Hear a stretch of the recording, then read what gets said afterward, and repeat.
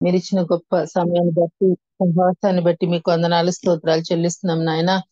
మరి ప్రభా, ఈ రోజు నీ దాసులు వాక్యం అందించడానికి నైనా సిద్ధపడి ఉంటుండగా ప్రభా, నీ యొక్క ఆత్మతో ప్రభా నీ దాసుల్ని అభిషేకించమని నడిపించమని పెడుకుంటున్నాం నాయన. నీ యొక్క మెల్లని స్వరం ద్వారా ప్రభా మీరు మాట్లాడుతున్నప్పుడు నాయన, వాక్యాన్ని మేము విని అంగీకరించి ప్రభా దాని ప్రకారం నడవటానికి చక్కని హృదయాన్ని, మంచి మనస్సుని ప్రభా, జ్ఞాన గ్రహింపులు కలిగి ప్రభా ప్రవర్తించడానికి మీరే మాకు చక్కని అవకాశాన్ని మీరు అనుగ్రహించమని వేడుకుంటున్నాం నాయన. నీ దాసుల్ని నీ యొక్క ఆత్మ చేత అభిషేకించండి.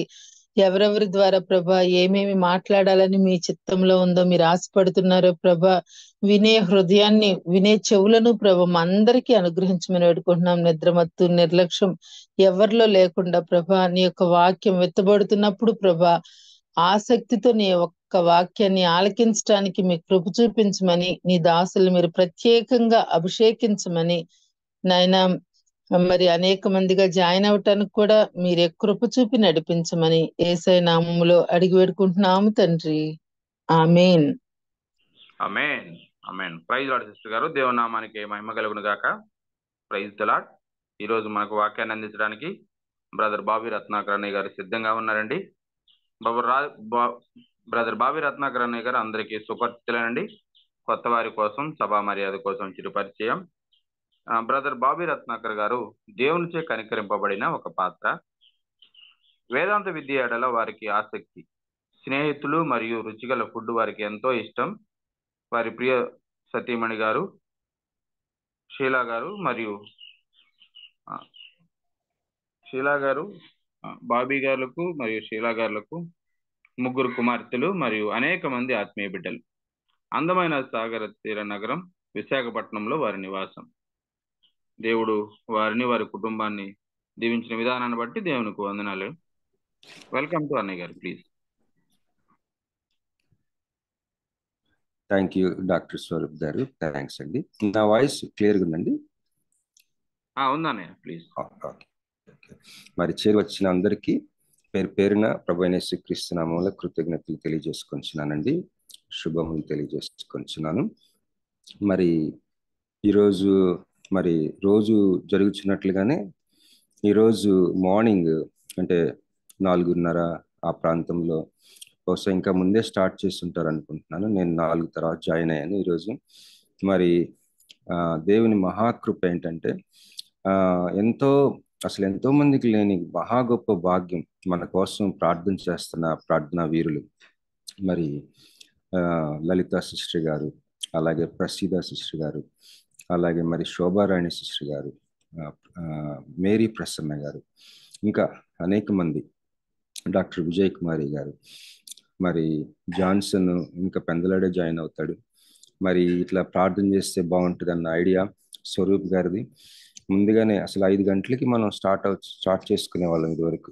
ఇప్పుడు 3:30 ప్రాంతం కల్లా స్టార్ట్ అయిపోతుంది మన యొక్క సెషన్. మన కుటుంబాల కోసం బహుగా భారంతో, మరి మనం కూడా అలా చేసుకోలేమేమో, అంత భారంతో ప్రార్థన చేస్తున్నారు. నేను ఎంతో కృతజ్ఞతలు తెలియజేసుకొనిస్తున్నాను మా కోసం ప్రార్థన చేస్తున్న సహోదరులకి. మరి ఎంత భాగ్యం ఇది. మరి ఇలాగా దేవుడు కనికరించి కొనసాగించేలాగా ప్రార్థన చేద్దాం. మరి అంతేకాకుండా సండే స్కూల్ చిల్డ్రన్ మినిస్ట్రీ చేసే సమయం కదా, ఈ అకాడమిక్ ఇయర్ ఎండింగ్లో వేసవి సెలవుల్లో విబిఎస్ అని, సమ్మర్ క్యాంప్స్ అని చాలా చేస్తూ ఉంటాం. ముఖ్యంగా చిన్నపిల్లల మధ్య పరిచర్య చేసేవాళ్ళు ప్రత్యేకమైన ప్రోగ్రామ్స్ చేస్తూ ఉంటారు. దయచేసి ఈ పరిచర్యలని మనం ప్రార్థనలు ఎత్తుపట్టుకుందాం. చిన్నపిల్లల పరిచర్య 100% ఫలమిచ్చే పరిచర్య అంట. మనం ఒక 100 మంది పిల్లలకి ప్రభువు గురించి చెప్తే 100 మంది నమ్ముకుంటారు. అది ఆ యొక్క ఫ్రూట్. పెద్దవాళ్ళకి చెప్తే అంతమంది నమ్ముకోరు, కానీ చిల్డ్రన్ మధ్య పరిచర్య చేస్తే 100% ఫ్రూట్ ఉంటుంది, ఫలం ఉంటుంది. మా తండ్రి గారు నవనీత్ రాజు గారు చీరాల్లో ఆ రోజుల్లో సండే స్కూల్ దాదాపు ఒక 500 మంది వరకు ఉండేవారు పిల్లలు. మరి చాలా స్ట్రక్చర్డ్గా ఉండేది చీరాల్లో ఆ సండే స్కూల్ పరిచర్య. VBS అయితే మా చిన్నప్పుడు 10 రోజులు చేసేవారు. రాను రాను అది 3 రోజులకి కుదించబడింది. మెటీరియల్ తెప్పించేవారు, బుక్స్, కలర్స్ వేసేవాళ్ళు, ఏ క్లాస్కి ఆ క్లాస్ మెటీరియల్. మీలో ఎవరికైనా మెటీరియల్ కావాలంటే మమ్మల్ని కాంటాక్ట్ చేయండి, మేము ఎక్కడ దొరుకుతుందో మేము చెప్పగలం, వెంటనే మీకు అరేంజ్ చేస్తాం. అది తర్వాత మరి ఆ రోజుల్లో మా ఫాదరు ఫ్లానల్ బోర్డ్ అని ఉండేదన్నమాట. ఒక బోర్డు స్టాండ్ మీద ఒక బోర్డు పెట్టి దానికి నోవా స్టోరీ ఉంటే నోవా కట్అవుట్స్, నోవా ఓడ, జంతువులు, తర్వాత నోవా ఫ్యామిలీ, ఫ్లడ్ పిక్చర్స్ అన్ని కూడా కట్అవుట్స్ అనమాట. దానికి వెనక చిన్న ఆ బోర్డు మీద అతికించడానికి చిన్న ఒకలాంటి అతుక్కునే మెటీరియల్ ఒకటి, దాంతోపాటు అమ్ముతారు ఆ సెట్. నోవా స్టోరీ ఒక సెట్, అబ్రహాం స్టోరీ ఒక సెట్. మరి నేను చెప్పేది దాదాపు 40 సంవత్సరాల క్రితం చీరాల అనే చిన్న ఊరిలో ఈ పరిచర్య జరిగేది. మరి ఆ పరిచర్యకి గురైన వాళ్ళు ఈ రోజుల్లో 50 సంవత్సరాలు ఉన్నారు, 60 సంవత్సరాలు ఉన్నారు, 70 సంవత్సరాలు కొంతమంది ప్రభు సన్నిధికి. అప్పుడు పడిన పునాది ఎక్కడికి పోదండి. చిన్నపిల్లలకి మనం వాళ్ళు వినర్లే అనుకుంటాం, కానీ వాళ్ళకి ఏముంది అనుకుంటాం. చిన్నపిల్లలకి పరిచర్య అది ఒక తరం ఒక జనరేషన్ మార్చేస్తుంది. వాళ్ళు విగ్రహాలకు జోలికి వెళ్ళరు. వాళ్ళు ఒక నదికి అటు ఇటు బౌండరీస్ ఎలా ఉంటాయో, ఒక నది ఒడ్డు ఉంటుంది కదా, బ్యాంక్, దాన్ని మించి వరదలు వస్తే తప్ప దాన్ని మించి పొర్లి పారదు. అలాగా నదికి ఒడ్డులాగా ఆ పిల్లలకి మీరు చేసే పరిచర్య ఒక లిమిట్ దాటి దేవునికి దూరం అవ్వలేరు వాళ్ళు జీవితం అంతా. అంత పునాది వేయబడుతుంది పరిచర్య, చిన్నపిల్లల పరిచర్య. ఒకసారి నేను ఒక కంట్రీకి వెళ్తే ఆ కంట్రీలో వాళ్ళు చెప్పారు కాన్ఫరెన్స్లో, చిన్న పిల్లలు దాదాపు 4-5 సంవత్సరాల పిల్లలంట FSC పత్రిక లేకపోతే ఫిలిప్పీలకు రాసిన పత్రిక, ఏదో ఒక పత్రిక ఆ సండే స్కూల్ టీచర్ గారు లేకపోతే ఎవరైతే నడిపిస్తున్న వాళ్ళు మార్నింగ్ అంతా చెప్పారట పిల్లలను కూర్చోబెట్టి ఆ పత్రిక. అక్కడ ఎంత ఉద్యమం ఉందంటే పిల్లల మధ్య. వాళ్ళకి లంచ్ బ్రేక్ ఇచ్చిన తర్వాత ఇంక పడుకుంటారులే అనుకుంటే లంచ్ బ్రేక్లో లంచ్ చేసి మళ్ళీ వచ్చి అదంతా చెప్పమంటున్నారంట పిల్లలు. ఆ పత్రిక మళ్ళీ చెప్పమంటున్నారంట. అంత ఉజ్జీవ జ్వాలలు ఆ దేశంలో. అలాగే మరి సిస్టర్ రూపా సుహాసిని గారి యొక్క సంఘంలో కూడా చిన్నపిల్లల మధ్య ఉజ్జీవ జ్వాలలు అంటుకున్నాయి. రివైవల్ జరుగుతుంది అక్కడ పిల్లల మధ్య. వాళ్ళు ప్రతిరోజు వాళ్ళు సమ్ ఆన్లైన్ ప్లాట్ఫామ్ మీద కానీ మామూలు గ్యాదరింగ్స్లో కానీ వాళ్ళు కలుసుకొని మరి ఎన్నో టెస్టిమనీస్, ఎన్నో పరిశుద్ధాత్మ కార్యాలు మనం సో మీరు ఎవరు మన పరిచర్య, చిన్నపిల్లల పరిచర్య చాలా తక్కువ పరిచర్య, ఎవరు పెద్దగా గుర్తించలేని పరిచర్య అనుకుంటున్నారేమో. అది తరతరాలకి చెందిన పరిచర్య. దేవునికి స్తోత్రం. మరి టైం అయింది కాబట్టి వాక్యంలోకి వెళ్దాం. నేను మన గ్రూప్ గురించి జ్ఞాపకం చేసుకొని ఫస్ట్ అపొస్తల కార్యాలు కొనసాగిద్దాం అనుకున్నాను, కానీ సడన్గా నిన్న ఈవినింగ్ నాకెందుకో నేను చాలా కష్టపడి ప్రిపేర్ అవుతా ఉన్నాను. అపొస్తల కార్యాలు 4వ అధ్యాయం చాలా మెటీరియల్ సేకరించాను.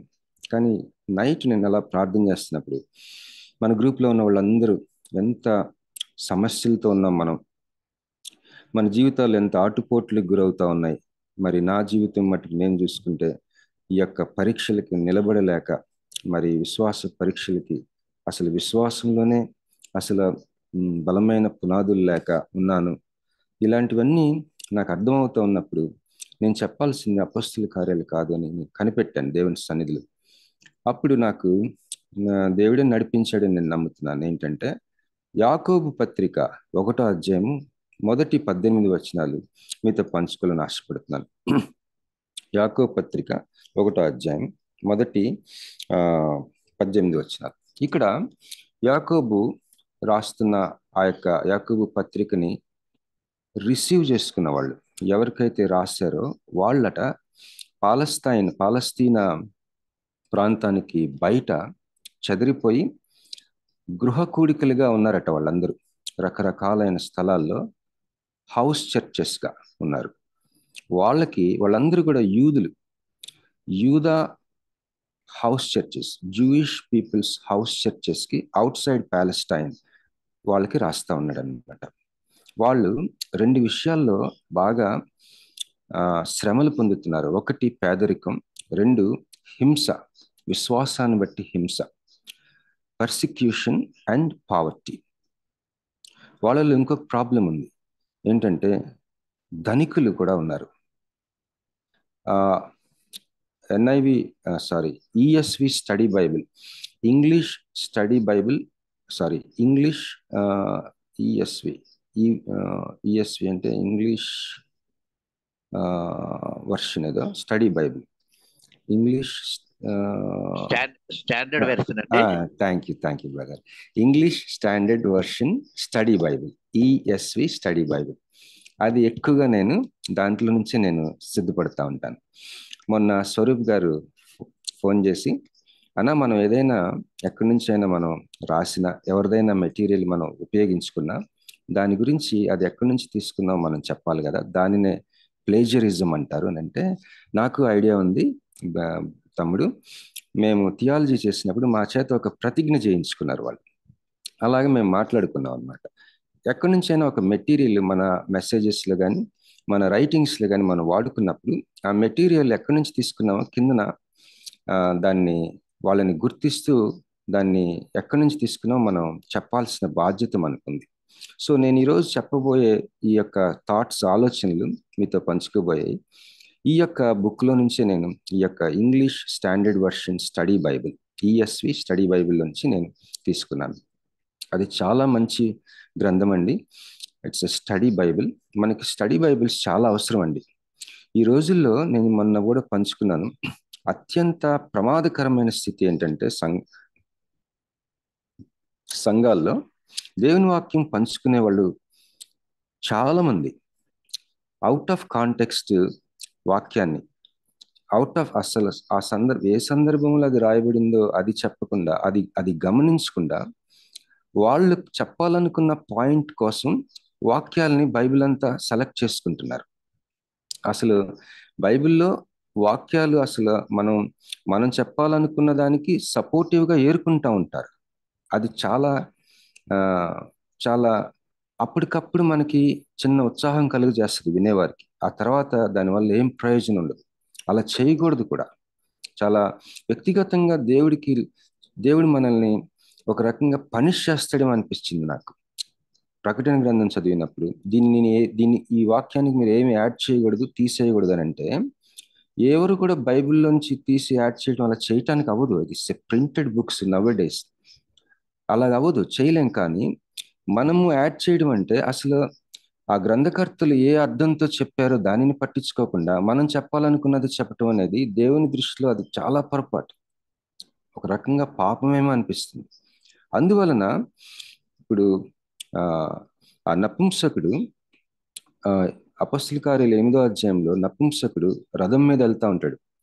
ఆ యొక్క ఆఫ్రికా దేశపు ఫైనాన్స్ మినిస్టర్, తను ఆర్థిక మంత్రి, యెరూషలేంకి ఆరాధన చేయడానికి వచ్చి రిటర్న్లో వెళ్తా ఉన్నప్పుడు రథం మీద కూర్చొని యెషయా గ్రంథం చదువుతూ ఉంటాడు. అతను చదువుతున్నది 53వ అధ్యాయం అనుకుంటా.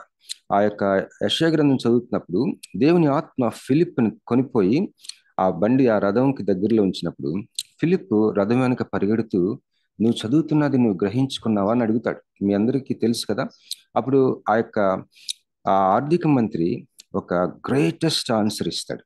చాలా గొప్ప సమాధానం ఏంటంటే, ఒకడు నాకు చెప్పని ఎడల నాకు ఎలా తెలుస్తుంది?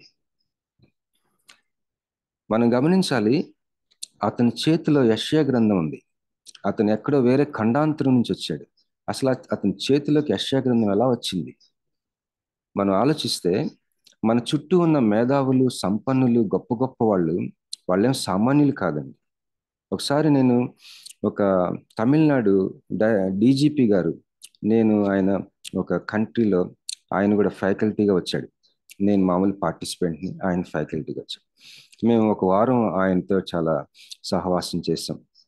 ఒకరోజు ఆయన చెప్తున్నాడు ఒక టాపిక్ గురించి. 2000 పేజీలు రాశాడట ఆ టాపిక్ మీద అతను. నేను ఆశ్చర్యపోయాను. 2000 పేజీలు అంట. నేను ఒక 200 పేజీలు కూడా చదివి ఉండను, ఆయన రాశాడట టాపిక్. సో ఇలాంటి రిచ్ పీపుల్ ఆ రోజుల్లో, రిచ్ పీపుల్, ఈ యొక్క ESV study Bible, rich people, poor people, పేదరికం ఎంత ప్రమాదకరమైందో రిచ్నెస్ కూడా అంతే ప్రమాదకరమైందని యాకోబు పత్రిక 1వ అధ్యాయంలో మనం గమనించగలం. నీవు ధనికుడివైనా, నీవు పేద వ్యక్తివైనా, మనం ఎవరైనా సరే మన మీద విపరీతమైన ఒత్తిడి ఉంటుందంట.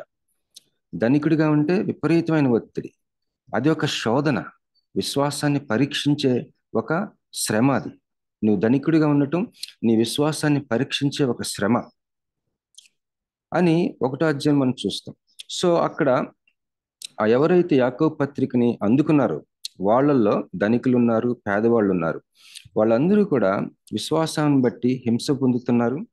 మరి కొంతమంది అయితే పేదరికాన్ని అనుభవిస్తున్నారు. ఇలాంటి వాళ్ళకి ఇచ్చాడనమాట ఈ యొక్క గ్రంథం. మరి ఇక్కడ ఆ సంఘాలు, ఏ సంఘాలు? Group of Jewish Christian house churches outside Palestine. ఇక్కడ మనం గమనించాలి, ఎవరు పొందుకున్నారు, రిసిపియంట్స్ ఎవరు, ఈ లెటర్ రిసిపియంట్స్. రచయిత ఏమో యాకోబు. దయచేసి గమనించండి, ఈ యాకోబు యేసు ప్రభు వారికి హాఫ్ బ్రదర్. అంటే మరియమ్మకి యేసు ప్రభు వారు పుట్టిన తర్వాత ఆవిడికి మళ్ళీ యోసేపు ద్వారా పిల్లలు కలిగారని మనకు తెలుసు. వాళ్ళల్లో ఒక సహోదరుడు అనమాట ఈ యొక్క యాకోబు పత్రిక రాసిన యాకోబు. మరి స్వయంగా ఒక అన్నదమ్ముడు అవుతాడు, ఒకే తల్లి. యేసు ప్రభు వారికి యాకోబుకి తల్లి ఒకరే, కానీ యేసు ప్రభు వారు పరిశుద్ధాత్మ వలన ఆవిడ కన్యగా ఉన్నప్పుడు పుట్టారు. యాకోబు అయితే ఆ తర్వాత ఆమె యోసేపుతో ఆమెకి జన్మించిన కుమారుడు అనమాట. అయితే యాకోబు పత్రికలో తనని తాను ఏ విధంగా అడ్రస్ చేసుకుంటున్నాడో చూస్తే మనం చాలా ఆశ్చర్యపోతాం. యాకోబు పత్రిక 1వ అధ్యాయం 1వ వచనం. దయచేసి ఎవరైనా చదువుతారండి? మీరు చదవగలిగితే చదవండి, లేకపోతే నేను చదివేస్తాను. యాకోబు 1:1. దేవుని యొక్కయు ప్రభు అయిన యేసుక్రీస్తు యొక్కయు దాసుడైన యాకోబు అన్య దేశముల యందు చెదరి ఉన్న 12 గోత్రముల వారికి శుభమని చెప్పి వ్రాయినది. ఇక్కడ తనని తాను దేవుని యొక్క దాసుడని, ప్రభు అయిన యేసుక్రీస్తు యొక్క దాసుడని తనని తాను పరిచయం చేసుకుంటున్నాడు. నిజానికి అతడు ఒక బ్రదర్ అవుతాడు యేసు ప్రభు వారు. కానీ ఇక్కడ ప్రభు అయిన యేసుక్రీస్తుకి నేను ఒక డ్యూలాస్ లేదా ఒక సేవకుడిని, ఒక దాసుని, ఒక బానిసని అని చెప్పుకుని పరిచయం చేసుకుంటున్నాడు. మరి దయచేసి కొన్ని వచనాలు చదువుదామా? ఎవరైనా సహాయం చేస్తారండి? 1 నుంచి 18 వచనాలు చదువుదాం. దయచేసి కొద్దిగా కాన్సన్ట్రేట్ చేసి విందామండి. దేవుని వాక్యం చదువుతున్నప్పుడు ఒకసారి ఆలకిద్దాం. 1వ అధ్యాయం యాకోబు 1 నుంచి 18 వచనాలు ఎవరైనా చదివి సహాయం చేయండి. దేవుని యొక్కయు ప్రభువైన యేసుక్రీస్తు యొక్కయు దాసుడైన యాకోబు అన్య దేశముల యందు చెదిరి ఉన్న 12 గోత్రముల వారికి శుభమని చెప్పి వ్రాయినది. నా సహోదరులారా, మీ విశ్వాసమునకు కలుగు పరీక్ష ఓర్పును పుట్టించునని ఎరిగి మీరు నానా విధములైన శోధనలలో పడినప్పుడు అది మహదానందమని ఎంచుకొనుడి. మీరు సంపూర్ణులను, అననాంగులను, ఏ విషయంలోనైనను కొదువులేని వారిలో ఎండునట్లు ఓర్పు తన క్రియను కొనసాగింపనీయుడి. మీలో ఎవరికైనాను జ్ఞానం కొదువుగా ఉన్న ఎడల అతడు దేవుని అడగవలెను, అప్పుడు అది అతనికి అనుగ్రహింపబడును. ఆయన ఎవరిని గద్దింపక అందరికీ ధారాళముగా దయచేయువాడు. అయితే అతడు ఏమాత్రమును సందేహింపక విశ్వాసముతో అడుగువలెను. సందేహించువాడు గాలి చేత రేపబడి ఎగిరిపడు సముద్ర తరంగమును పోలియుండును. అట్టి మనుష్యుడు ద్విమనస్కుడై తన సమస్త మార్గముల యందు అస్థిరుడు గనుక ప్రభువు వల్ల తనకేమైనాను దొరుకునని తలంచుకొనరాదు. దీనుడైన సహోదరుడు తనకు కలిగిన ఉన్నత దశ యందు అతిశయింపవలెను. ధనవంతుడైన సహోదరుడు తనకు కలిగిన దీనదశ యందు అతిశయింపవలెను. ఎలయనగా ఇతడు గడ్డి పువ్వు వలె గతించిపోవును. సూర్యుడు ఉదయించి వడగాలి కొట్టి గడ్డిని మార్చివేయగా దాని పువ్వు రాలును, దాని స్వరూప సౌందర్యమును నశించును. అలాగే ధనవంతుడు తన ప్రయత్నములలో వాడిపోవును. శోధన సహించువాడు ధన్యుడు, అతడు శోధనకు నిలిచిన వాడై ప్రభు తన్ను ప్రేమించు వారికి వాగ్దానము చేసిన జీవ కిరీటము పొందును. దేవుడు కీడు విషయమే శోధింపబడనేరడు. ఆయన ఎవరిని శోధింపడు గనుక ఎవడైనను శోధింపబడినప్పుడు నేను దేవుని చేత శోధింపబడుచున్నానని అనకూడదు. ప్రతివాడును తన స్వకీయమైన దురాశ చేత ఈడ్వబడి మరులు కలుపబడిన వాడై శోధింపబడును. దురాశ గర్భము ధరించి పాపమును కనగా పాపము పరిపక్వమై మరణమును కనును. నా ప్రియ సహోదరులారా, మోసపోకుడి. శ్రేష్టమైన ప్రతి ఇవియు సంపూర్ణమైన ప్రతి వరమును పరసంబంధమైనదై జ్యోతిర్మయుడగు తండ్రి యొద్ద నుండి వచ్చును.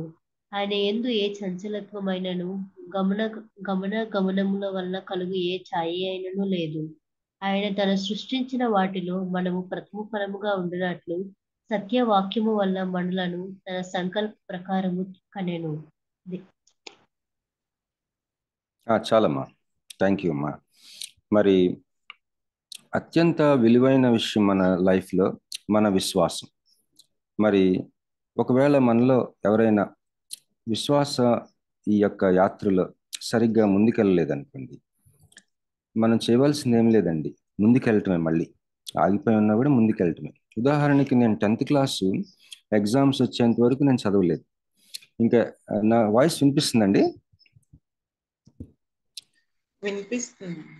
థ్యాంక్స్. Thank you.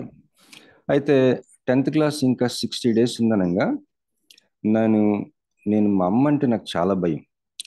మా అమ్మ భయంతో నేను మా అమ్మ దగ్గరికి వెళ్ళి ఒప్పేసుకున్నాను, నేను ఇంతవరకు స్కూల్కి కూడా సరిగ్గా వెళ్ళలేదు, నాకు అసలు ఏమి రాదని చెప్పాను. అప్పుడు మా అమ్మ నా మీద కనికరం చూపించి నన్ను కొట్టకుండా ఒక మాస్టర్ గారి దగ్గర పెట్టింది నన్ను. ఆయన ఎలాంటివాడంటే, నేను ఆయన కలిసి నేర్చుకుంటున్నాం. మళ్ళీ మా అమ్మకు చెప్పి, నువ్వు ఆయన దగ్గర పెట్టావు, ఆయనకు వచ్చు కొన్ని, నాకు కొన్ని వచ్చు, ఆయనకు రాని నాకు వచ్చు, నాకు రాని ఆయనకు వచ్చు, ఇట్లయితే నేను కష్టం అని చెప్తే మళ్ళీ ఇంకొక మాస్టర్ గారి దగ్గర ఆయన మళ్ళీ స్టార్ట్ చేశాడు సిలబస్ నాకు వాళ్ళ గ్రాండ్ సన్కి. నేను చదివింది 60 days, నేను ఫస్ట్ క్లాస్లో పాస్ అయిన ఆ రోజుల్లో. ఐ జస్ట్ కంటిన్యూడ్, నేను కంటిన్యూ చేశాను 10th క్లాస్. నేను మళ్ళీ చదవాల 10th క్లాస్. మన విశ్వాసం జీవితం ఎప్పుడు స్టార్ట్ అవుతుందంటే, యేసు ప్రభువుని నువ్వు సొంత రక్షకుడిగా అంగీకరించి యథార్థమైన మారు మనసు అనుభవం నువ్వు కలిగి పొందుకొని ఉన్నప్పుడు ఆ రోజుతో స్టార్ట్ అవుతుంది మన విశ్వాస జీవితం, మన విశ్వాసం. ఆ రోజు మనలో చాలా జరిగిపోయింది. మనం యేసుక్రీస్తు ప్రభువుతో పాతి పెట్టబడ్డాం. ఆయన పునరుద్ధానంలో ఆ యొక్క దాంతో మనం యునైట్ అయ్యి, అంటే దాంతో పునరుద్ధానంలో మనం పాలు పొందుకొని మనం తిరిగి జన్మించాం. ఇదంతా స్పిరిట్ ఆఫ్ గాడ్ చేశారు మనలో. ఇదంతా మనం ఒకలాగా రియలైజ్ అవటం అంతే.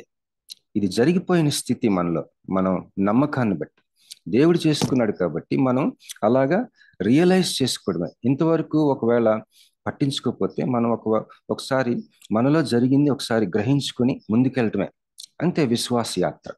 ఈ విశ్వాసం చాలా ప్రాముఖ్యమైనది, విలువైంది, బంగారం కంటే విలువైందని చెప్తాడు దేవుని వాక్యం.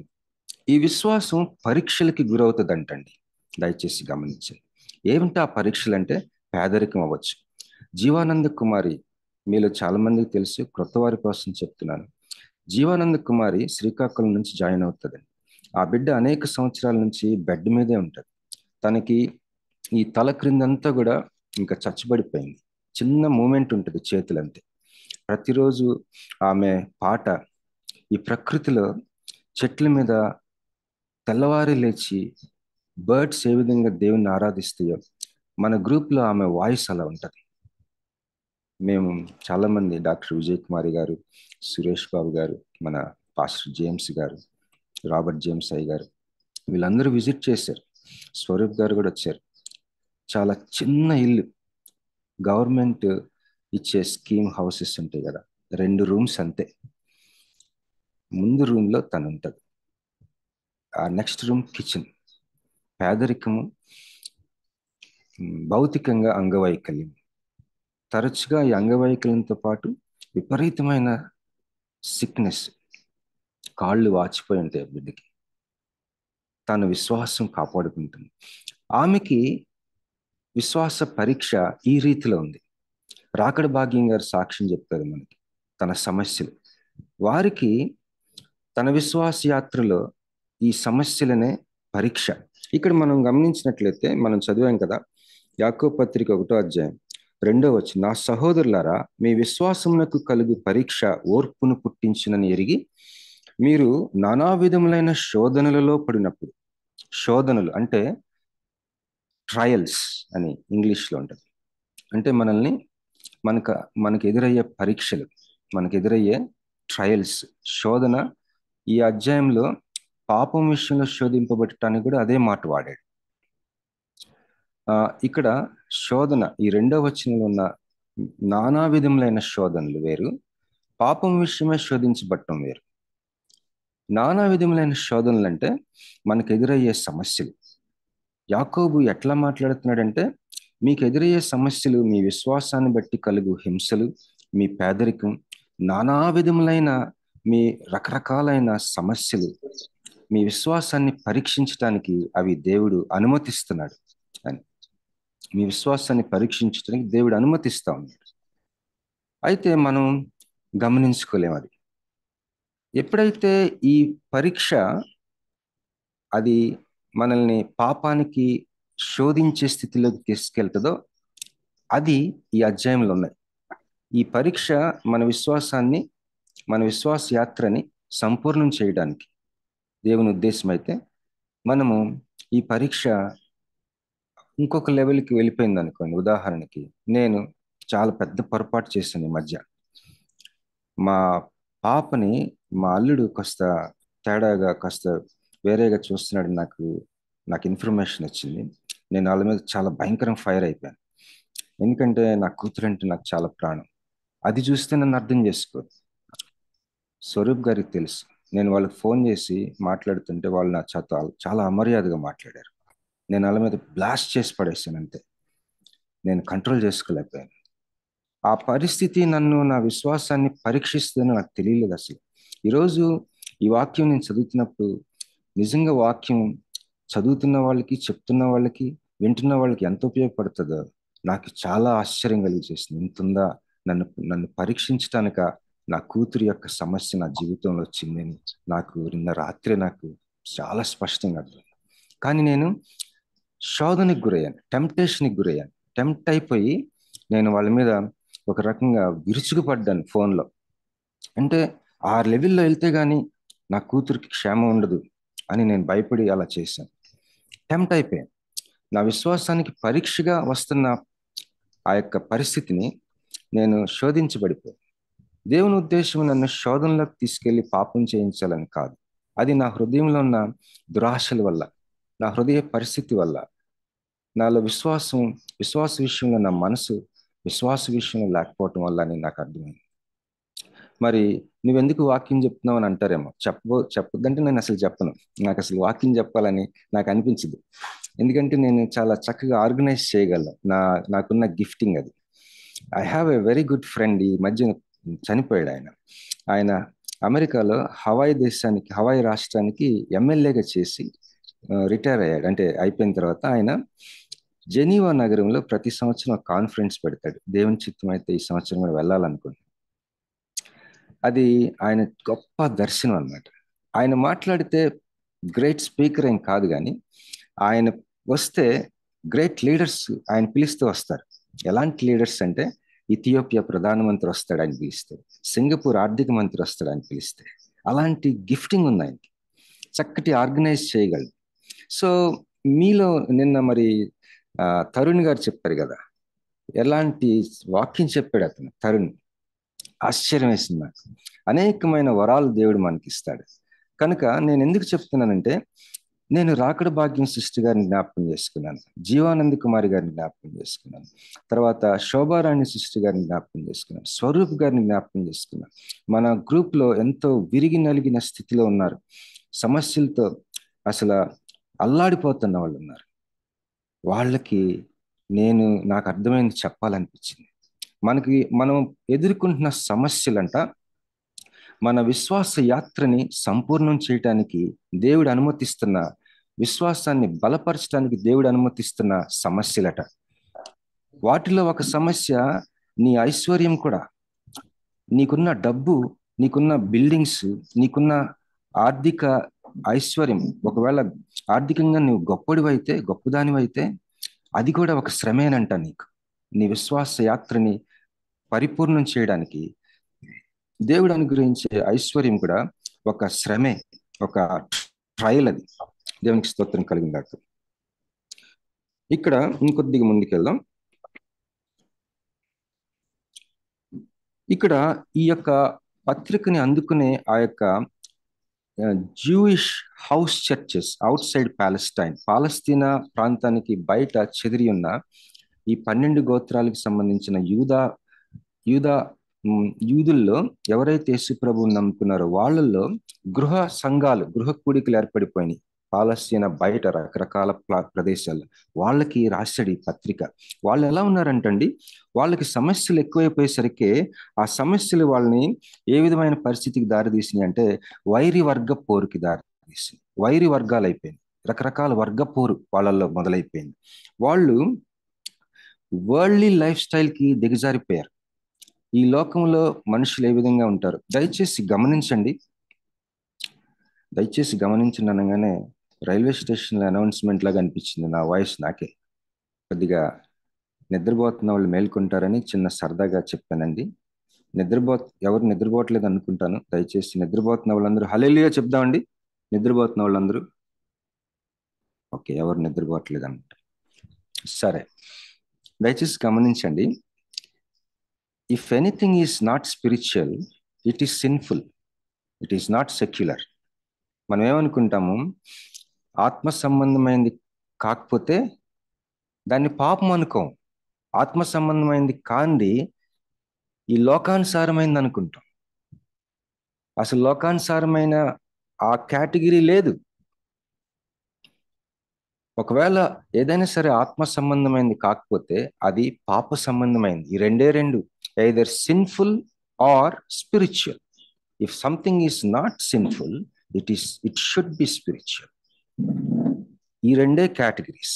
ఇది నన్ను చాలా ప్రభావితం చేసింది టువర్డ్స్ గుడ్. ఒకవేళ నీవు నీ జీవితంలో ఏదైనా ఒక విషయం, అది ఆర్ట్స్ అండ్ మీడియా అవ్వచ్చు, లేకపోతే బిజినెస్ అవ్వచ్చు, చర్చికి సంబంధించిన విషయాలు అవ్వచ్చు, మెడికల్ ఇష్యూస్ అవ్వచ్చు, విద్యా సంబంధమైన విద్యారంగం అవ్వచ్చు, కుటుంబ సంబంధించింది అవ్వచ్చు, గవర్నమెంట్కి సంబంధించింది అవ్వచ్చు, పాలిటిక్స్ సంబంధించింది అవ్వచ్చు, వీటిలో ఏదైనా సరే ఒకవేళ అది పాపముగా అది పాపము విషయం కాకపోతే, అది పాప సంబంధమైనది కాకపోతే అది ఆత్మ సంబంధమైంది. వీటికి మధ్యలో లోక సంబంధమైంది లేదా సెక్యులర్ అన్నది లేనే లేదు. There is no secular realm in the vocabulary or in the economy of God's kingdom. దేవునికి స్తోత్రం కలిగిందాక. అయితే ఈ పత్రికని ఎవరికైతే రాశారో వాళ్ళు దేవునికి మరియు పాపపు స్థితికి మధ్యలో ఊగిసలాడుతూ ఉన్నారట, ద్విమనస్కులుగా ఉన్నారట. వాళ్ళకి రాశాడు. ఏమి అంశంతో రాశాడంటండి, నీ విశ్వాసాన్ని నీవు జీవించు, లివ్ అవుట్ యువర్ ఫెయిత్. నీ విశ్వాసం ఏమైతే నీలో ఉందో అది బయటికి కూడా నువ్వు అలాంటి జీవితం కలిగి, నీ విశ్వాసం అనే జీవితాన్ని జీవించు అని రాస్తున్నాడు. ఎందుకంటే వాళ్ళల్లో ధనికులకి పేదవారికి మధ్య సామాజిక సంబంధమైన వర్గపోరు ఉంది. నేను చెప్పేది ఆ సంఘాల లోపల ఎవరైతే యూదులు యేసు ప్రభువుని నమ్ముకున్నారో, ఎవరైతే గృహ కూడికలుగా ఫామ్ అయిపోయారో, పాలస్తీనా అవతల రకరకాల ప్రదేశాల్లో చాలా గృహ కూడికలు ఉన్నాయి. వాళ్ళందరికీ ఇచ్చాడు ఈ పత్రిక. వాళ్ళల్లో వాళ్ళ సంఘాల మధ్య ప్రజల్లో పేదవారు ఉన్నారు, ధనికులు ఉన్నారు. వారి మధ్య ఒక సామాజిక వర్గపోరు ఉంది. అందువలన మీ విశ్వాసాన్ని మీరు జీవించండి అని రాస్తా ఉన్నాడట. అలాగే మరి ఆత్మ సంబంధమైన వర్గపోరు కూడా ఉందంట వాళ్ళల్లో. అది వాళ్ళ పరిస్థితి. సరే, ఇంకొక విషయం ఏంటంటే, దేవుడిచ్చే శ్రమలు అవి మన విశ్వాసాన్ని పరీక్షించి మన విశ్వాస యాత్రని సంపూర్ణం చేయడానికి దేవుడు అనుమతించే పరీక్షలు లేదా ఆ శ్రమలు మన విశ్వాసాన్ని పరీక్షిస్తాయి. మనల్ని ఇంకా ఎక్కువగా బలపరుస్తానికి, మన విశ్వాస యాత్రలో మనం చక్కగా రూపొందించబడటానికి. దేవుడు కొన్ని శ్రమలు మనకు అనుగ్రహిస్తాడు. అయితే ఈ వచనం లాస్ట్లో every good gift that comes from above అని ఉంటుంది. ప్రతి మంచి ఇవి పైనుంచి వస్తుంది అని ఉంటుంది. ఏంటంట ఆ మంచి ఇవి? దేవుడు అనుగ్రహించే శ్రమలు మంచి ఈవులట. They are good gifts. ఇప్పుడు ఈ అధ్యాయం కాంటెక్స్ట్లో మనం ఆ వచనాన్ని చూడాలి. మంచి వైట్ కారు కొనుక్కున్నాం అనుకోండి, ఇక్కడ ఈ వచనం చూసారా, 17 వచనం.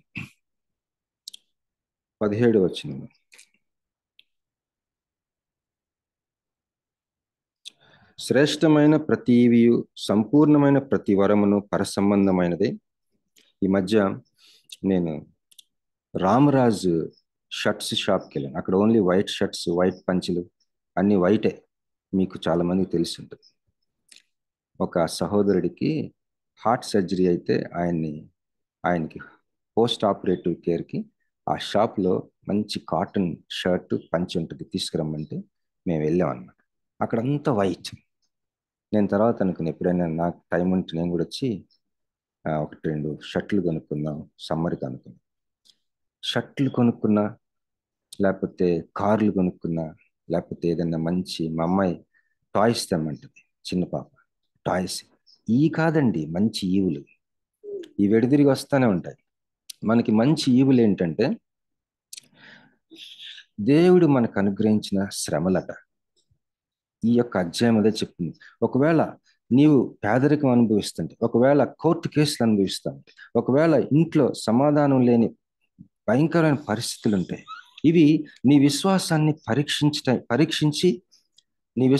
పరీక్షించి నీకు ఓర్పుని కలుగజేసి, తద్వారా మన విశ్వాసాన్ని సవాలు చేసి, మన విశ్వాస యాత్ర విషయంలో మనము సంపూర్ణులను, హ్యాండిక్యాప్డ్ కాకుండా, అనూనాంగులంటే ఏ యొక్క అవయవం కూడా మనకి సంపూర్ణంగా ఉండేటట్టుగా మనల్ని తీర్చిదిద్దడానికి మరి ఈ యొక్క పరీక్షలు, విశ్వాసపు శ్రమలు దేవుడు మనల్ని ఈ విధంగా చేయడానికి పంపిస్తాడట. ఇవి శ్రేష్టమైన శ్రేష్టమైన ఈవులట, గుడ్ గిఫ్ట్స్ అంట. మన యొక్క శ్రమలు. దేవునికి స్తోత్రం కలుగుతుంది. ఎంత ఆశ్చర్యం వేసిందంటే, ఎంత బ్రాడ్ పర్స్పెక్టివ్ చూడండి. మనం కాంటెక్స్ట్లో దేవుని వాక్యాన్ని గమనిస్తే, దేవుని వాక్యం ఏ సందర్భంలో ఆ రచయిత రాశాడో దాన్ని కానీ పట్టుకోగలిగితే అది విశాలమైన దృక్పథం, అసలు మంచి పునాది మన అంతరంగంలో పడిపోద్ది. ఇక్కడ మన విశ్వాసాన్ని పరీక్షించటం అని, లేదా ఒక క్రైస్తవుడికి కలిగే ఏ శ్రమ అయినా సరే దాని అర్థం మన విశ్వాసాన్ని పరీక్షించటానికి అని. క్రైస్తవుడికి కలిగే ఎటువంటి శ్రమ అయినా సరే, నానా విధములైన శ్రమలు మీకు కలిగినప్పుడు మీరు బహుగా ఆనందించండి. ఎందుకంటే మీ విశ్వాసాన్ని పరీక్షించటానికి అవి దేవుడి చేత అనుమతించబడినవి. సో ఏదైనా నీకు శ్రమ ఉంటే ఆ శ్రమ, దాని అర్థం ఏంటంటే నీ విశ్వాసానికి పరీక్ష.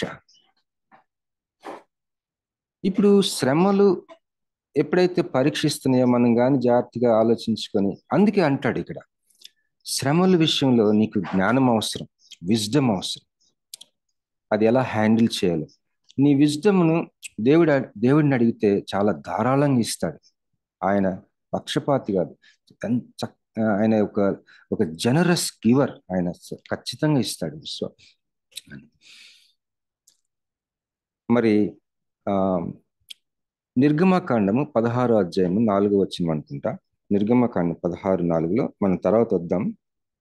16:4లోనే దేవుడు వాళ్ళకి చెప్తాడు అక్కడ, నేను మీకు మన్నాని ఇస్తున్నాను కదా, మీ హృదయాల్ని పరీక్షించడానికి నేను చేస్తున్నాను అంటాడు. అంటే ఏంటి? దేవుడు వాళ్ళకి మన్నాని ఇస్తూ ఏం చెప్పాడంటే, మీ భౌతిక అవసరాలు నేను తీర్చగలనని సందేశం ఇస్తున్నాడు వాళ్ళకి. ఇస్తూ అంతేకాకుండా మీ జీవితం అంతటిని నేను ఎత్తి పట్టుకోగలను, నా మాట ద్వారా నీ జీవితాన్ని నియంత్రించగలను నేను, అది నువ్వు తెలుసుకోవటమే నేను చేసే పరీక్ష. హల్లెలూయా. మళ్ళీ చెప్తాను, మన్నాని ఇస్తున్నారు. ఎవ్రీడే మార్నింగ్ మన్నా కురిపి. మనకు కూడా చూడండి, అసలు మాకు హోమ్లో నేను అంతకంతకు ఎక్కువ ఆశ్చర్యపోతున్నాను ఏంటంటే, ఫుడ్ విషయంలో దేవుడు చేసే అద్భుతాలు ఎన్నో. మరి పిల్లలకి ఎంత మంచి ఆహారం దొరుకుతుందో, ఎన్నో ఎవరో తెలియని వాళ్ళు వస్తారు.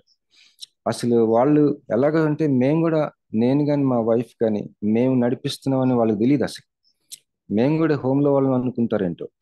వాళ్ళు కూడా మమ్మల్ని అసలు పట్టించుకోరు. వాళ్ళు వెళ్ళిపోయి భోజనాలు వడ్డించేయడం. నిన్న కూడా మంచి ఫుడ్ తెచ్చారు.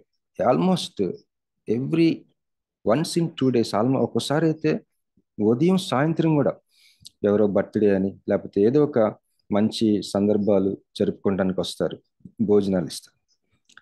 మేము చాలా ఆనందిస్తున్నాం, ఆశ్చర్యపోతున్నాం. ఒక రకంగా భయం వేస్తుంది మా ఈ అద్భుతాలు చూసి. అయితే ఈ వాక్యం చదివినాక నాకు అర్థమైంది ఏంటంటే, దేవుడు ఒక సందేశాన్ని పంపిస్తున్నాడు. మీకు అన్నం పెడుతున్నాను, బట్టలు ఇస్తున్నాను, ఉండటానికి నివాసాలు ఇస్తున్నాను. ఇవి కేవలము ప్రాథమికంగా నేను నీకు ఒక చిన్న సందేశం చెప్పడానికి నేను చేస్తున్నాను. ఏంటంటే ఆ సందేశం, నీ జీవితం అంతటిని నేను ఎత్తుపట్టుకోగలను. అంతేకాదు, నేను నీకు మాట ఇస్తున్నాను. అప్పుడప్పుడు I'm sending word to you. నేను నీకు మాట పంపిస్తున్నాను. ఆ మాట నీ జీవితాన్ని నా ప్రభుత్వం కింద ఉంచుతుంది, నా యొక్క నియంత్రణ కింద ఉంచుతుంది. You should live by my word. దేవుడు అంటున్నాడు కదా, జీవాహారం నేనే. ఇక్కడ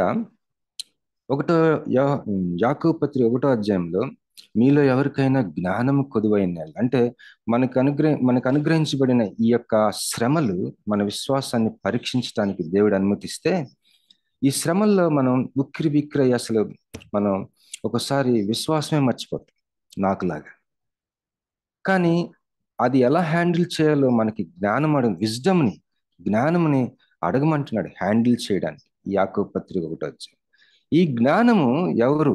ఈ జ్ఞానం అనేది ఒక విషయం కాదని దేవుని వాక్యం సెలవిస్తుంది. ఈ జ్ఞానము 1 కొరింథీ 1వ అధ్యాయం 30వ వచనంలో, ఆయన మన కొరకు జ్ఞానమయ్యాను అని ఉంటుంది. యేసు ప్రభు జ్ఞానం. ఆయన సత్యము ఏ విధంగా ఉన్నాడో, మార్గం ఏ విధంగా ఉన్నాడో, జీవాహారం ఏ విధంగా ఉన్నాడో, పునరుద్ధానమును జీవమును ఏ విధంగా ఉన్నాడో, మరి నేనే మార్గము సత్యము జీవం అన్నాడు. నేనే అని 7 ఐయామ్స్ ఉంటాయి యోహాను సువార్త. నేను ఫలానా, నేను పునరుద్ధానం, నేను గొర్రెలు మంచి కాపరి, నేను ద్వారమును, నేను పునరుద్ధానము, జీవమును, నేను సత్యం, ఇట్లాగా 7 ఉంటాయంట. జీవాహారము నేనే. ఇక్కడ కొరింథీ పత్రిక పౌలుకి ఒక గ్రహింపిచ్చాడు దేవుడు. జ్ఞానం అంటే ఈ లోకంలో అనుకునేటట్టు అదొక సబ్జెక్టో లేకపోతే ఒక విషయమో ఒక ఆబ్జెక్టో కాదు. అది ఒక కాన్సెప్ట్ కాదు, అది ఒక పర్సన్. మనకి శ్రమల్లో, ఒక్క నిమిషం అండి,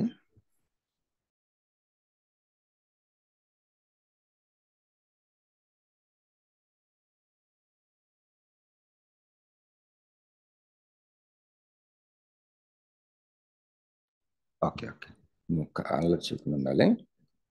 సారీ అండి, మా చిన్న పాప లేచిపోయింది, క్షమించండి. కొద్దిగా ఆశ బిజీగా ఉన్నట్టుంది. మనం ఎందుకు వెళ్దాం. మరి మన శ్రమల్లో మనం పరీక్షించడానికి ఇవ్వబడిన శ్రమల టైంలో మనం ఉక్కిరి బిక్కిరి అయిపోయి ఎలా హ్యాండిల్ చేయాలో తెలియనప్పుడు దేవుడు అంటున్నాడు, నువ్వు నన్ను జ్ఞానం అడిగితే నేను జ్ఞానంగా నీ దగ్గరికి వచ్చి నువ్వు దాన్ని ఎలా హ్యాండిల్ చేయాలో నేను నీకు సహాయం చేస్తాను. అది యాకోబు పత్రిక ధారాళంగా యేసయ్యని మనకి ఇస్తాడట, జ్ఞానం రూపంలో మనం హ్యాండిల్ చేసుకోవడానికి. ఓకే, మరి ఇంకొద్దిగా ముందుకు వెళ్దామండి, సమయం అయిపోతుంది కదా.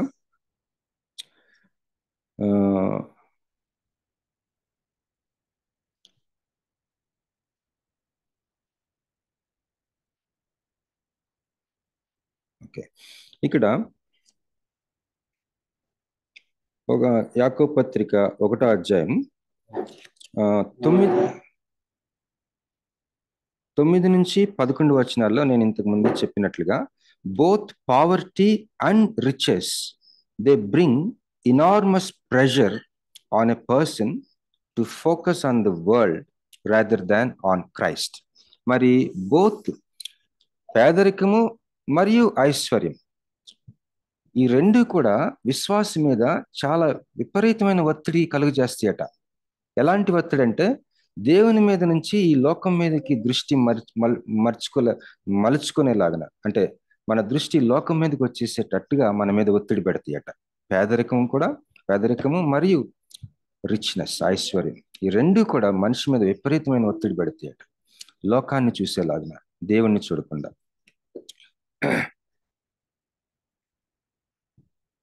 ఇక్కడ నేను ఆల్రెడీ చెప్పినట్లుగా పేదరికము దేవుడు అనుగ్రహించే, మన విశ్వాసాన్ని పరీక్షించడానికి దేవుడు అనుగ్రహించే ఒక శ్రమ అయితే, రిచ్నెస్ కూడా మన విశ్వాసాన్ని పరీక్షించడానికి దేవుడు అనుగ్రహించే శ్రమ అంటది. ఎందుకంటే ఇక్కడ అంటున్నాడు, అది ఒక గడ్డి పువ్వు లాంటిది నీ ఐశ్వర్యం, చాలా టెంపరీ, అది చాలా తాత్కాలికమైనది. రిచ్ పీపుల్, నాకు చాలా మంది ఫ్రెండ్స్ ఉన్నారండి, వాళ్ళల్లో నిజానికి మన గ్రూప్లో రిచ్ పీపుల్ ఉండొచ్చు. మీరు కూడా పరీక్షించుకోండి. ఉదాహరణకి నేను నిన్న ఒక సహోదరుడితోటి బీచ్ రోడ్లో కూర్చొని ఐస్ క్రీమ్ తింటాను. ఆయనకి అదే ఓపెన్ హార్ట్ సర్జరీ అయింది, బైపాస్ సర్జరీ అయింది. ఆయన డాక్టర్ గారికి చూపించి అలా బీచ్ రోడ్లో ఒక రౌండ్ వేయమంది మా వైఫ్. ఆయన బీచ్ రోడ్ చూపించు, చాలా రోజులు అయి ఉంటుంది కదా. సరే, వాళ్ళ కోడలు గారు, నేను, ఆయన ముగ్గురు హాస్పిటల్ నుంచి అలాగా బీచ్ రోడ్కి వెళ్ళి, అక్కడ బీచ్కి జస్ట్ ఒడ్డున ఒక ఐస్ క్రీమ్ షాప్ ఉంటుంది. అక్కడ నుంచి అలా కనిపిస్తూ ఉంటుంది వైజాగ్ బీచ్. మరి మీలో ఎవరైనా సరే వైజాగ్ రావాలంటే తప్పకుండా రండి, మా ఇంట్లో మీరు ఉండొచ్చు. We can enjoy the whole. మీ పేరు చెప్పుకొని మేము కాస్త మంచి స్పెషల్స్ వండుకొని తింటాం. మీ పేరు చెప్పుకొని మేము మా ఊరంతా చూపిస్తాం. స్వరూప్ గారు, నేను. బీచ్ అంతా ఒక 20 కిలోమీటర్లు బీచ్ రోడ్ ఉంటుందండి వైజాగ్లో. వైజాగ్ టు భీమిలి. మరి సీతమ్మ గారు వాళ్ళు ఒక టీమ్గా వచ్చారు. వాళ్ళు చక్కగా మరి 3 రోజులు వైజాగ్ అంతా చూస్తారు. మీలో ఎవరైనా సరే దయచేసి రావాలనుకున్నప్పుడు మాకు కొద్దిగా ముందు చెప్పండి, మేము అన్ని ఏర్పాట్లు చేస్తాం. ఓకే, అయితే బీచ్ రోడ్లో కూర్చొని ఐస్ క్రీమ్ తింటున్నప్పుడు నేను ఒకటి జ్ఞాపకం చేసుకున్నాను. మా చిన్నప్పుడు చీరాల్లో 5 పైసలకి 10 పైసలకి ఐస్ ఫ్రూట్ అమ్మేవాడు. 5-10 ఐస్ క్రీమ్ అని అడిసేవాడు. అది ఒక ఐరన్ బాక్స్, లోపల థర్మాకోల్ షీట్లు, అక్కడ ఐస్ ఫ్రూట్స్ ఉంటాయి. It's not ice cream, it's just ice with sugar coated coloured water. ఒక ఐస్ క్యూబ్స్ ఉంటాయి కదా, ఐస్ గడ్డకి షుగర్ వేసిన రంగు నీళ్లు కలిపిన ఒక ఐస్ ఫ్రూట్. అది 5 పైసలు 10 పైసలు. అది కొనుక్కుంటానికి మేము ఎంత ఆశపడేవాళ్ళం చిన్నప్పుడు. మా పేరెంట్స్ ఒప్పుకునేవాళ్ళు కాదు, కానీ ఎట్లగొట్ట కొనుక్కునేవాళ్ళు. ఈరోజు ఒక బీచ్ రోడ్లో కూర్చొని ఐస్ క్రీమ్ తింటున్నట్టు దేవుడు ఖచ్చితంగా ఆశీర్వదించాడు అనిపించింది. ఖచ్చితంగా ఆశీర్వదించాడు. ఇది ఒక శ్రమే నాకైతే, ఒకవేళ అదే నిజంగా ఆశీర్వాదం అయితే. కనుక మన జీవితాల్లో దేవుడు మనల్ని ఆశీర్వాద స్థితిలో పెడితే, అది కూడా ఒక పేదరికం ఎంత శ్రమో, ఆశీర్వాదకరమైన స్థితి కూడా, రిచ్నెస్ కూడా, ఐశ్వర్యం కలిగి ఉండటం కూడా ఒక శ్రమట, మన విశ్వాసాన్ని పరీక్షించడానికి. దయచేసి గుర్తుపెట్టుకుందాం. ఎక్సోడస్ 16 అధ్యాయం 4వ వచనం ఎవరైనా చదువుతారండి? నిర్గమకాండము 16:4 దయచేసి చదువుతారా?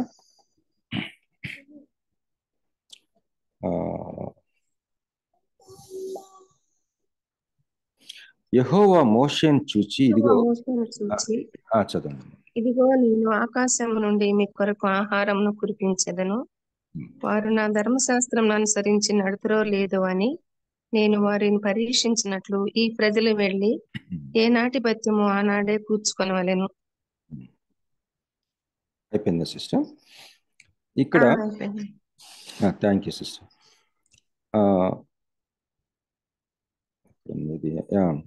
ఇక్కడ నేను ఇంతకుముందు చెప్పినట్లుగా దేవుడు పరీక్షించటానికి ఇది చేశాడట. మరొకసారి చూద్దామా వచనం? వారు నా ధర్మశాస్త్రం చదవండి అమ్మా. యెహోవా మోషేను చూచి, ఇదిగో నేను ఆకాశం నుండి మీ కొరకు ఆహారమును కురిపించెదను. వారు నా ధర్మశాస్త్రం అనుసరించి నడుతురో లేదో అని నేను వారిని పరీక్షించినట్లు ఈ ప్రజలు వెళ్ళి ఏనాటి భత్యము ఆనాడే కూర్చుకొనవలెను. అది ఇక్కడ చూస్తేనేమో ఎవ్రీడే వాళ్ళకి ఫుడ్ దొరుకుతుంది. వాళ్ళ మనసులు వాళ్ళని పరీక్షించడానికి చేశాను అంటున్నాడు. ఏంటంటే అర్థం, ఈ ఇంగ్లీష్ స్టడీ బైబిల్లో నేను చెప్పాను కదా, ESV స్టడీ బైబిల్లో రాయబడి ఉంది పాయింట్. కేవలము భౌతికంగా ఆహారం, నాకు దేవుడు ఆహారం ఇస్తున్నాడులే, నాకు బట్టలు ఇస్తున్నాడులే అని అంతవరకే మనం గ్రహించుకుంటానికి కాదట. నీ జీవితం అంతటిని ఎత్తి పట్టుకుంటాడని. He will sustain the entire life. నీ లైఫ్ అంతటిని సస్టైన్ చేస్తాడని, ఆయన ఎత్తి పట్టుకుంటాడని. అంతేకాకుండా his word will govern your entire life. ఆయన మాట నీ జీవితాన్ని, నా జీవితాన్ని ప్రభుత్వం చేస్తానికి మన్నాన్ని కురిపిస్తున్నాడట. మన జీవితంలో జరుగుతున్న ప్రాథమిక రోటీ కపడా ఆర్ మకాన్, nice house, good food, nice clothes, మంచి ఆహారం, మంచి బట్టలు, మంచి గృహం, ఇవి దేవుడు ఎందుకు ఇస్తున్నాడో తెలుసా? ఒక సందేశం చెప్పడానికట. మనం ఆయన్ని పూర్తిగా నమ్ముతామో లేదో ప్రతిదానికి. నేను చాలాసార్లు అనుకున్నా, ప్రభువా ఎంత మంచి మిరకిల్స్ చేస్తున్నావు కదా ఆహారం విషయంలో, మిగతా విషయాలు కూడా మీరు చేయండి అని నేను చాలాసార్లు అడిగాను. మిగతా విషయంలో కూడా ఇంతే ఉండొచ్చు కదా మీరు అని. కానీ మిగతా విషయాలు చేస్తానని చెప్పటానికే నాకు ఆహారం ఇస్తున్నాడని దేవుడు మాట్లాడుతున్నాడు. ఈ యొక్క అలాగా మనల్ని పరీక్షిస్తున్నాడట దేవుడు. మనం నమ్ముతామో లేదో, ఆయన మన జీవితాలను ఎత్తి పట్టుకోగలడు అని నమ్ముతామో లేదని పరీక్షించడానికి మన్నా ఇచ్చాడట. ఇక్కడ దేవుడు మనకి జీవాహారంగా మనల్ని పరిచయం చేసుకున్నాడు. యోహాను సువార్తలో వాళ్ళని పరీక్షిస్తా ఉన్నాడట. మన్నా ఇచ్చి పరీక్షించాడట. నీకు నాకు ప్రాథమిక ఫండమెంటల్ నీడ్స్, అవసరాలు సప్లై చేయటం ద్వారా మనల్ని పరీక్షిస్తున్నాడట. మనం నమ్ముతామో లేదా మిగతా విషయాలని. ఏమని నమ్మాలి? నా లైఫ్కి జీవాహారం ఆయన. మామూలుగా ఎక్కడైనా ఆహారం ఉంటుంది, ఎక్కడైనా ఫుడ్ అని ఉంటాం, కానీ జీవాహారం మన ఏ షాప్లో దొరకదు కదా. ఎక్కడ దొరుకుతుంది జీవాహారం? జీవాహారం అసలు దొరకదు. ఎక్కడైనా దొరికితే చెప్పండి మీలో ఎవరైనా, మనం కొనుక్కోవచ్చు. ఈ ప్రపంచంలో ఎక్కడ జీవాహారము మాకు ఇదిగో ఈ మెనూలో జీవాహారం ఉంది, బ్రెడ్ ఆఫ్ లైఫ్ ఉంది అన్నది ఎక్కడ మనం చూడం. Chinese cuisine, Thailand cuisine, Thai cuisine, continental cuisine, South Indian, North Indian, western, ఇంకా చెప్పాలంటే ఇటాలియన్ క్విజిన్, రకరకాలైన ఆహార పదార్థాలు ఉన్నాయి. కానీ జీవాహారము, మన జీవితానికి ప్రతి పరిస్థితికి అవసరమైన జీవాహారము ఆయనే జీవాహారం నేనే అంటున్నాడు. అంటే ప్రతిసారి మన యొక్క పరిస్థితిని దాటుకుంటూ వెళ్తా ఉన్నప్పుడు ఆయన మనకి జీవాహారం అవుతా ఉన్నాడనే సంగతి మనం గమనించుకుందాం. ముగించేస్తానండి. 26 అయింది. ఇక్కడ అబ్రహాముని దేవుడు పరీక్షించాడు. దేవుడు పరీక్షించే ఒక విషయం మనకి జీవితంలో ఉంటుంది. మన విశ్వాసం పరీక్షించబడుతుంది. దేని ద్వారా అంటే మనకి దేవుడు అనుగ్రహించే నానా విధములైన శ్రమల ద్వారా. శోధనలు అన్నాడు కానీ శ్రమలు. అయితే అబ్రహాముని పరీక్షించినప్పుడు దేవుడు అబ్రహాంకి ఆ జ్ఞానం ఇచ్చాడు, విజ్డమ్ ఇచ్చాడు, ఆ పరీక్షలో ఎలాంటి స్టెప్స్ వేయాలి అని. అబ్రహాం యొక్క క్యారెక్టర్ నెక్స్ట్ లెవెల్కి వెళ్ళింది ఆ పరీక్ష అయిన తర్వాత. ఇక్కడ మనం గమనించుకోవాలి, చాలా ఇంపార్టెంట్ పాయింట్ ఈ చాప్టర్లో. మొదటి 18 వచనాలు ఏంటంటే, దేవుడు అనుగ్రహించే శ్రమ ఒకటైతే, ఆ శ్రమల్లో మనము శోధించబడి పాపం చేయటం మరొకటి. శోధనకి గురి చేసి పాపం చేయటానికి కాదు, ఆయన శోధించడు మనల్ని. మనం ఎందుకు శోధించబడుతున్నామంటే మన హృదయంలో ఉన్న దురాశకి గ్రాండ్ చైల్డ్ ఉంది. దురాశకి సన్నేమో పాపము, ఆ సన్నుకి సన్ను మరణం. దురాశకి గ్రాండ్ చిల్డ్రన్ ఉన్నారు. మన హృదయంలో ఉన్న దురాశకి గర్భం ధరించి పాపమును కనును, ఆ పాపము సంపూర్ణమైనప్పుడు మరణము కనును. ఈ మనలో ఉన్న దురాశల చేత మరులు కల్పబడి మనం ఎదుర్కొంటున్న శ్రమలో మనలో ఉన్న హృదయ దురాశల వల్ల ఈడ్చబడి, ఏడవబడి, మరులు కల్పబడి మనం ఆ శోధనలు, ఆ శ్రమలు విశ్వాస పరీక్షకి ఉద్దేశించబడినవని మనం గ్రహించుకోలేక మన హృదయంలో ఉన్న ఆ యొక్క దురాశల వల్ల శోధించబడి పాపం చేస్తూ ఉంటాం శ్రమల కాలంలో. ఎంత చక్కగా ఉపయోగపడిందో నాకు ఇది. చాలా ఆశ్చర్యం వేస్తుంది. స్వరూప్ అనుకుంటా ఉంటాడు, థ్యాంక్ గాడ్ దేవుడు బాబీ అనితో మాట్లాడాడు. నేను ఎంత చెప్తున్నా ఇంటర్లేదు ఇతను. మరి దేవుడు మాట్లాడిపోతే మనం ముందుకు వెళ్ళలేం కదా, మానవ మాత్రం కదా. సో ఐ థింక్ మరి నేను నమ్ముతున్నాను మీలో చాలా మందికి ఇది ఉపయోగపడుతుందని నమ్ముతూ మరి నేను ముగించాలనుకుంటున్నాను. థ్యాంక్ యూ సో మచ్ అండి అందరికీ జాయిన్ అయినందుకు. మరి దేవుని మహాకృపను బట్టి మనం కొనసాగలుగుతున్నాం. వీఆర్ సో హ్యాపీ దట్ మీ అందరూ మనందరం ఒక శ్యామల ఆశీర్వాదం గారు ఎప్పుడు అంటారు, మనం అందరం కుటుంబం బ్రదర్ అని. దేవునికి స్తోత్రం కలుగు. నిజమే, ఆత్మీయ కుటుంబం. మరి మీ అందరినీ దేవుడు ఆశీర్వదించింది గాక. ఓవర్ టు డాక్టర్ స్వరూప్ గారు please. Thank you. One second అండి, పాస్టర్ రాబర్ట్ జేమ్స్ గారికి ప్రత్యేకమైన వందనాలు తెలియజేసుకుంటున్నాను. థ్యాంక్ యూ పాస్టర్ గారు for joining. Over to Johnson please. అంటే నేను సారీ చెప్పాలి, నాకు ఈ నెలంతా మార్నింగ్ ప్రేయర్స్ అవుతున్నాయండి. అనుకున్నాను పాస్టర్ గారు బిజీగా ఉండంటారని. మీరు చెప్పండి పాస్టర్. అలాగే అంటే మీటింగ్స్ వరకు రోజు చర్చిలో ప్రేయర్స్ అవుతున్నాయి. 6 వరకు. Okay sir, thank you. Thank you pastor. Johnson. Praise the Lord. Hallelujah. Thank you so much daddy for the wonderful word. ఆత్మీయ ఎంతగానో దీవించబడ్డాము, హెచ్చరించబడ్డాము. అందుని బట్టి దేవునికి వందనాలు. సావాసం తరపున మీకు మా హృదయపూర్వక వందనాలు డాడీ.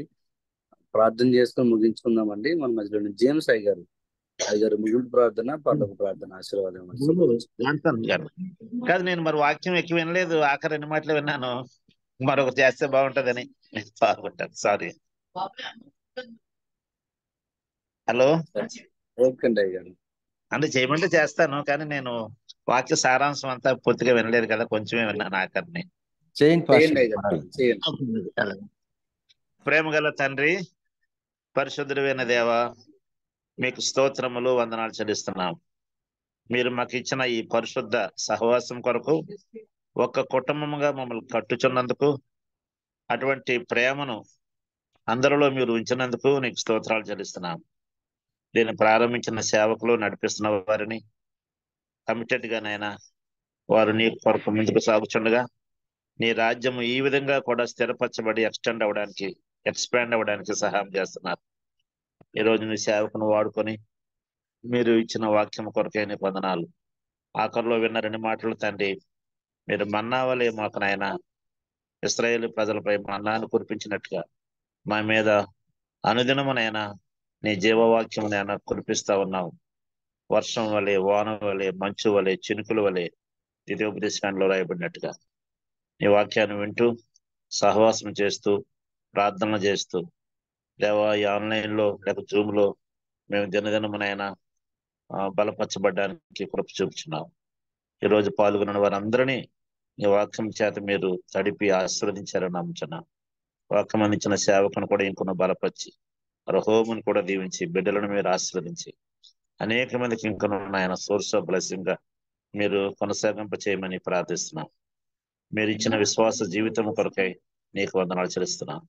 గొప్ప దేవ, ఆయా సమయాల్లో వాక్యాన్ని బోధిస్తున్నా దైవజనులందరినీ బట్టి కూడా నీకు చెల్లిస్తున్నాం. వచ్చే ప్రేయర్ ఫెలోషిప్ నైనా నీ రాజ్యము వచ్చే వరకునైనా మేము జీవించినంత వరకు కొనసాగుటకు అనేక మందినైనా మేలు పొందడానికి కృప చూపించండి. నడిపిస్తున్న స్వరూప్ గారిని, జాన్సన్ హెల్ప్ చేస్తున్న వారందరినీ కూడా మీరు జ్ఞాపకం చేసుకోండి. మహిమయు, ఘనతయు, ప్రభావం మీరు పొందండి. యేసు నామములో ప్రార్థించి వేడుకొనుచున్నాను మా తండ్రి, ఆమేన్. పరలోకమందున్న మా తండ్రి, నీ నామము పరిశుద్ధపరచబడు, నీ రాజ్యము వచ్చును గాక, నీ చిత్తం పరలోకమందెలాగో భూమి యందు నెరవేరును గాక. ఆహారం దయచేయము. మా యెడల అపరాధములను క్షమించు, మమ్మల్ని శోధనలను తప్పించము. ఎందుకంటే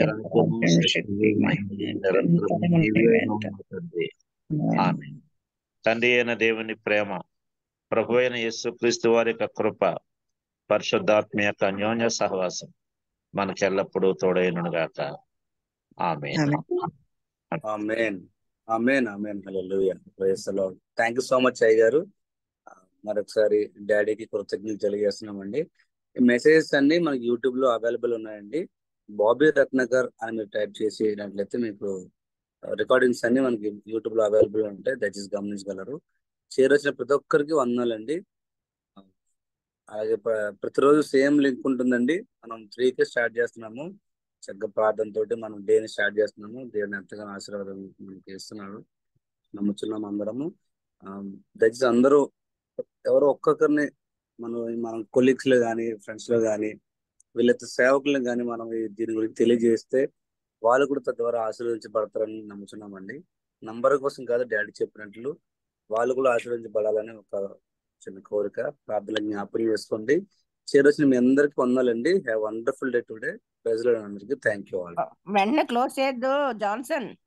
బాబు రత్నగర్ గారు, నాకు కొద్దిగా నేనేం నిద్రపోలేదు, కానీ ధనము కూడా శ్రమకే కారణము, మనకి దేవుడిచ్చే ఐశ్వర్యం కూడా శ్రమకే కారణము అని చెప్పారు కదా.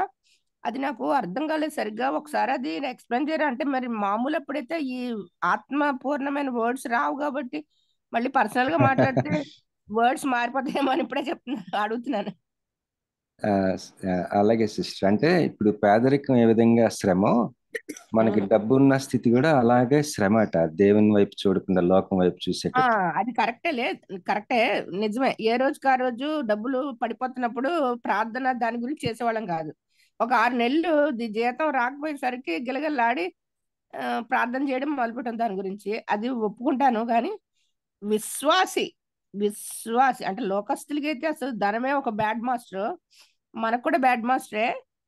దేవుణ్ణి అతిగా ప్రేమిస్తున్న అబ్రహాం లాంటి విశ్వాసికి ఆ ధనము దేవుని పరిచర్యకు అనవచ్చు, దేవుని చిత్తానికి లోబడ్డానికి అనొచ్చు, దేవుని మాట వింటారు కాబట్టి ఆ ధనము ఆ విధంగా వాడబడుతుందని నేను నమ్ముతున్నాను. ఏమంటారు? కరెక్టే అండి. Good servant. Money is a good servant and bad master. చిన్నప్పుడు నాకు చెప్పేవారు, money is a very bad master and a good servant. When we treat that money, the so-called money, as a good servant గా మనం ఆలోచించినప్పుడల్లా అది మనల్ని హాని చేయదు. అంటే దాన్ని గ్రీడీగా మారం మనం ఎప్పుడైతే దాన్ని మాస్టర్ గా ట్రీట్ చేసామో అది బ్యాడ్ మాస్టర్ అవుతుంది అన్నమాట. సో మాస్టర్ గా ట్రీట్ చేయకుండా ఉండాలని, అంటే శ్రమ ఏ విధంగా అంటే నాకు వర్డ్ అర్థం కాలే అంతే. అంటే మిమ్మల్ని నెగిటివ్ గా పాయింట్అవుట్ చేయడానికి కాదు, కానీ దట్ ఇన్నర్ మీనింగ్ నాకు I could not get it.